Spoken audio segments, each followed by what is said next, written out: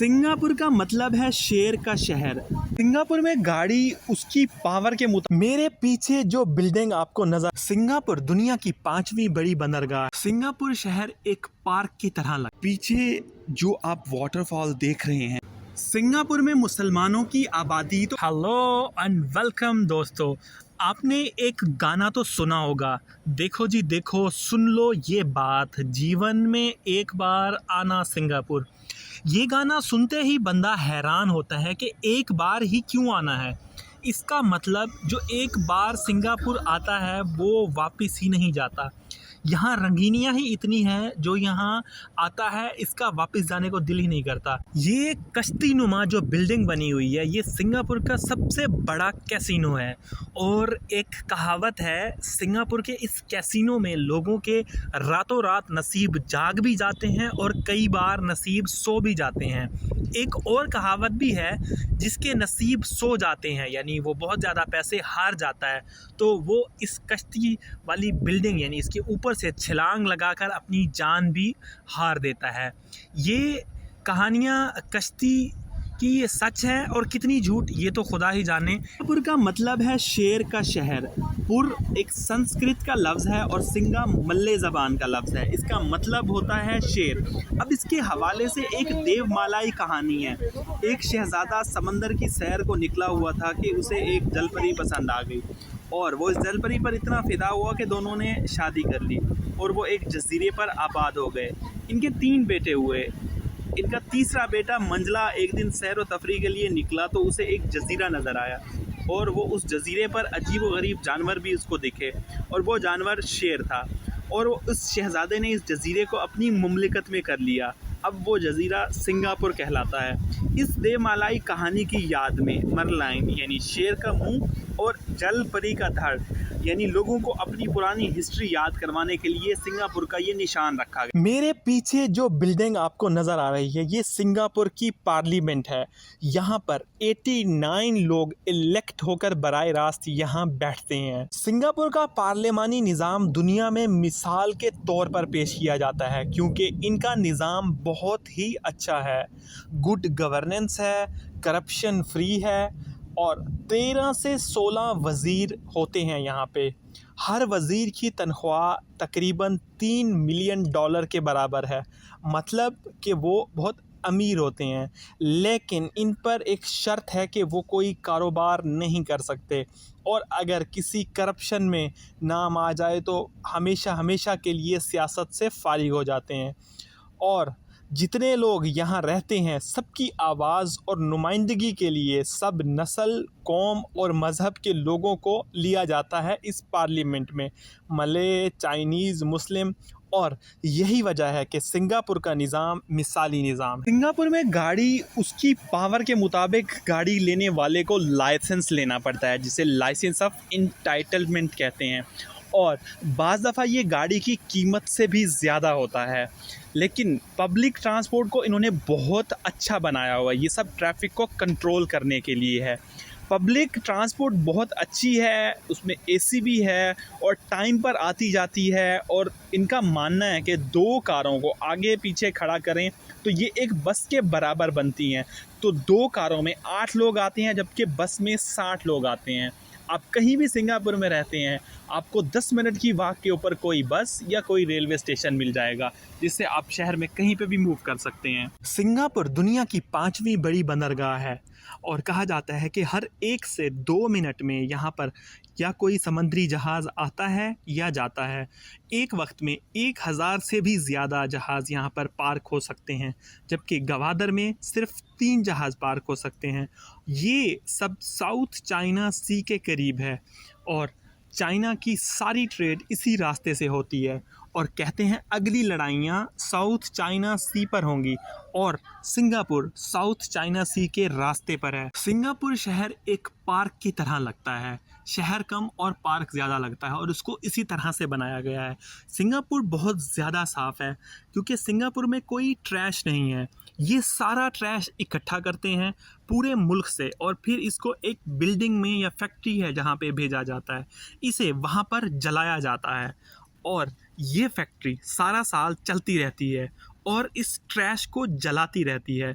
इस अमल से जो हीट आती है उससे बिजली बनती है और टॉक्सिक वाले धुएं को फिल्टर किया जाता है और फिर इसको सुपर क्लीन बनाया जाता है और बाकी बचे हुए ऐश को मैन मेड आइलैंड में फेंका जाता है और ये समंदर के पानी को नहीं टच करता। सिंगापुर में मुसलमानों की आबादी तो 19 या 20% है, लेकिन यहाँ मुस्लिम आसार बहुत नुमायाँ हैं क्योंकि सिंगापुर मलेशिया का हिस्सा था और हुसैन शाह सिंगापुर के पहले बादशाह थे। मेरे पीछे इस मस्जिद का नाम मस्जिद सुल्तान है और सुल्तान हुसैन शाह जो पहले सिंगापुर के बादशाह थे उनकी याद में 1824 में बनाई गई और ये आज तक खड़ी है और ये वाहिद मस्जिद है जिसकी आज़ान की आवाज़ बाहर जा सकती है और सुनी जा सकती है क्योंकि इस मस्जिद को कौमी मस्जिद या कौमी आसार का दर्जा हासिल है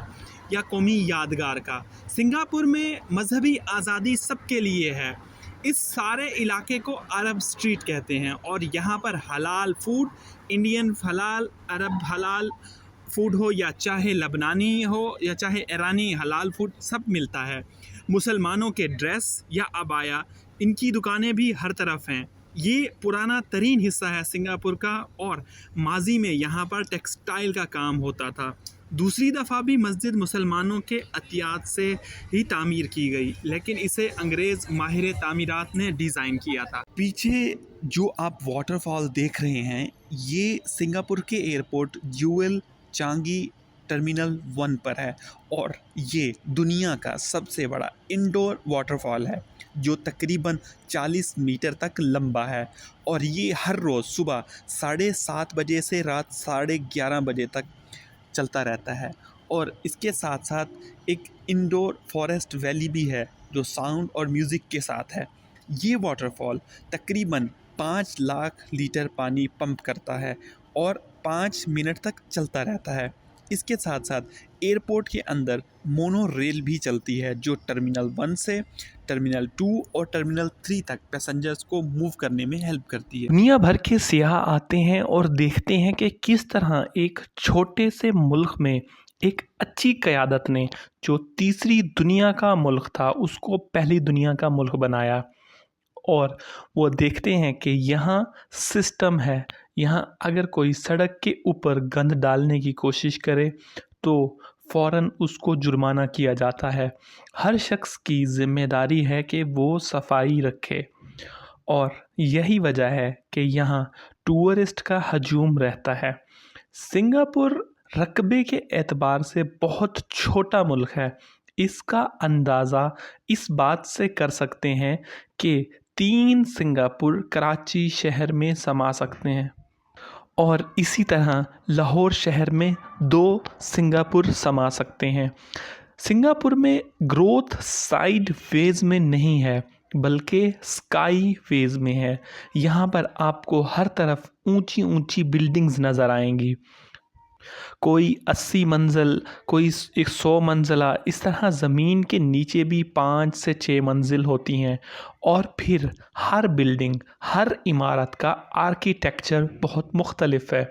जब भी कोई नई बिल्डिंग बनती है वो शहर के हुस्न में इजाफ़ा करती है। इस शहर में जो टेक्नोलॉजी लगाई जाती है वो अमेरिका, ऑस्ट्रेलिया, यूके जैसे मुल्क में भी नहीं इस्तेमाल हुई होती उस वक्त तक, उससे पहले सिंगापुर में इस्तेमाल हो चुकी होती है।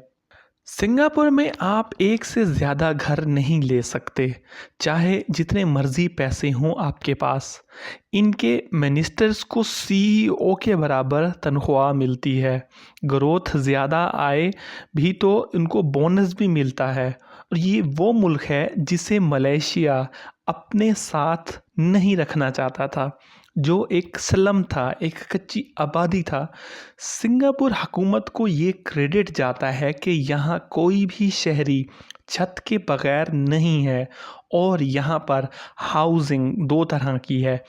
एक को कॉन्डो कहा जाता है और दूसरी को HDB हाउसिंग कहते हैं, यानी हाउसिंग डेवलपमेंट बोर्ड की जो हाउसिंग है। जो तो कॉन्डो है वो तो प्राइवेट हाउसिंग है जो 99 ईयर्स या 999 साल की लीज़ पर दी जाती है। लोग इसको ख़रीदते हैं। और जो एचडीबी हाउसिंग है ये बहुत दिलचस्प है। ये हुकूमत बिल्डिंग्स बनाती है और लोगों को सस्ते दामों पर ऑफ़र करती है। हासिल करदा हर वो शख्स जिसकी शादी हो रही हो। सिंगापुर में कहा जाता है मेक सिंगापुर योर गार्डन। यहाँ पे बच्चों को सिखाया जाता है अपने शहर को साफ रखो। हम अपने बच्चों को सिखाते हैं अपने घर को, अपने कमरे को साफ रखें। जबकि सोसाइटी में गलबे को रोकने के लिए हर बिल्डिंग और डिस्ट्रिक्ट और इलाके में हर नेशनैलिटी की बराबर मिकदार या तनासब रखा जाता है। इनको इर्द गिर्द एक आइडियल सहूलियतें या माहौल दिया जाता है। हर बिल्डिंग नई होती है और तकरीबन 20, 25, 30 साल बाद पुरानी बिल्डिंग्स को रिन्यूवेट किया जाता है। उस वक्त की जो नई सहूलियात होती हैं उसके साथ दोबारा तामीर किया जाता है। 365 दिन में से 170 दिन बारिश होती है, यानी हर दूसरे या तीसरे दिन अच्छी खासी बारिश होती है। बारिश ख़त्म होने के बाद किसी को भी ये नहीं पता चलता कि यहाँ पर बारिश हुई है। सिंगापुर की शिपिंग कंपनीज़ को सबसे पहले एक पाकिस्तानी ने हेड किया। सिंगापुर की पुलिस ने को भी एक पाकिस्तानी ने सबसे पहले हेड किया था। पाकिस्तान का इमेज बहुत अच्छा था और बहुत ज़्यादा कंट्रीब्यूट था पाकिस्तानियों का सिंगापुर की तरक्की में। और इनका भी बहुत अच्छा इमेज था पाकिस्तान की तरक्की और इकॉनमी के बारे में, बहुत अच्छा सोचा जाता था। तब तक पाकिस्तान को वीज़ा ऑन अराइवल मिलता था, लेकिन अब ऐसा नहीं है। यहाँ पर हर पाकिस्तानी बहुत अच्छे सेटल्ड हैं, बिजनेसेस कर रहे हैं, अच्छी जॉब कर रहे हैं। सिंगापुर को एशिया का कैपिटल भी कहा जाता है। 1965 की आज़ादी के बाद सिंगापुर को पाकिस्तान उन मुल्कों में से था जिसने इसको रिकग्नाइज़ किया था। सिंगापुर के जो फाउंडिंग फादर थे वो 1988 और 1992 में पाकिस्तान आए और ये तकरीबन 2 दफ़ा उनका विज़िट था। उसके बाद शौकत अज़ीज़ पाकिस्तान के वज़ीर आज़म भी जो थे वो सिटी बैंक सिंगापुर से आए थे। 2005 से 2007 तक सिंगापुर ने गवादर पोर्ट में भी इन्वेस्ट किया, बैंक्स में भी किया, टेलीकॉम कंपनीज़ में भी इन्वेस्ट किया। और क्या हुआ, सिंगापुर को अपनी इन्वेस्टमेंट पर $2 बिलियन का लॉस हुआ, जिसके बाद ये लोग पीछे हट गए कि शायद पाकिस्तान में इन्वेस्टमेंट जो करना थी वो it's not a good idea. तो पाकिस्तान की सिंगापुर के साथ फ्री एग्रीमेंट टॉक्स चल रही थी। 2005 में आखिरी राउंड हुआ, 3 राउंड हुए, जिसके बाद ये बातचीत रुक गई। कुछ अरसे के बाद जो पाकिस्तान की जो PIA है उसकी फ़्लाइट्स भी आना बंद हो गई और 2008 में ये राउट कमर्शियली वाइबल नहीं था, इसीलिए ये बंद करना पड़ा। और ये राउट उसके बाद सिंगापुर एयरलाइंस की फ़्लाइट भी बंद हो गई 1 साल के बाद। चूँकि सिंगापुर एक छोटा मुल्क होने के साथ रिसोर्सेज से भरा हुआ है, तो इन्होंने अपने रिसोर्सेज को इन्वेस्ट करना है दूसरी जगहों पे। तो ये एक अपॉर्चुनिटी हो सकती थी पाकिस्तान के लिए कि वो इन्वेस्टमेंट यहाँ पे ला सकते थे अगर इनके साथ इनकी जो टॉक्स चल रही थी वो मुकम्मल हो जाती तो। लेकिन लीडरशिप ने वहाँ पे कोई दिलचस्पी नहीं दिखाई, जिसकी वजह से ये कामयाबी नहीं मिल सकी।